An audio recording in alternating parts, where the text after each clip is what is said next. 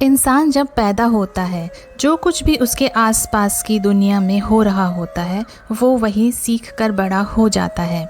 जिस तरीके से ये दुनिया भाग रही है, सभी वैसे ही दौड़ना शुरू कर देते हैं। कोई तकलीफ़ या परेशानी जब आती है तो देखने लगते हैं इधर उधर, फिर जो जैसा बता देता है वैसा ही करते चले जाते हैं।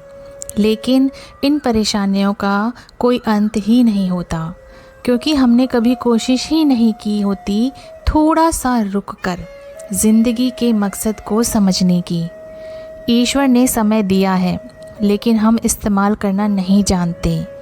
उसने ज़िंदगी दी है, हम जीना नहीं जानते। जैसा सब कर रहे हैं हम भी वैसा ही करते चले जाते हैं। ईश्वर में आस्था हमें ऐसा करने से रोकती है। ज़िंदगी कोई भेड़ चाल नहीं है। सभी को ईश्वर ने बुद्धि और समझ दी है। पहले तो इसे समझना ज़रूरी है, क्योंकि सभी के जीवन में परेशानियां आती जाती रहती हैं। इन्हें कैसे सुलझाया जाए, ये ईश्वर के अलावा कोई बता ही नहीं सकता। असल में तो ये परेशानियां हमारा इम्तिहान होती हैं। जो लोग आस्था रखते हैं वो लोग इन परेशानियों में कैसा फ़ैसला लेते हैं, ये देखना होता है। इंसान ज़्यादातर अपना फ़ायदा इसी दुनिया में देखता है। छोटी बड़ी कैसी भी दिक्कत हो, हम विचलित हो जाते हैं, परेशान हो जाते हैं। भूल जाते हैं कि ईश्वर ने हमें संभाला हुआ है।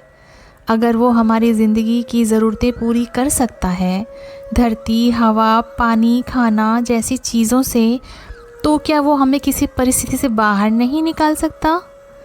ये बात जब हम भूल जाते हैं और डर कर या लालच में आकर कोई भी गलत फ़ैसला ले लेते हैं, तब हमारा किया हुआ ये कर्म हमारी आस्था को ख़त्म कर देता है।